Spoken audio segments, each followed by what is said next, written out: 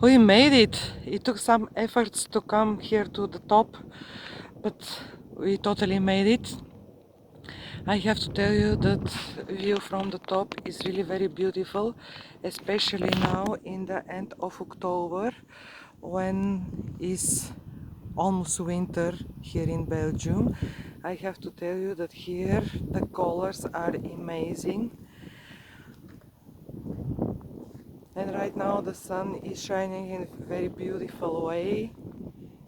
But as you can see, the colors here, the city of Genk is a little bit far. We can see a very small part of it.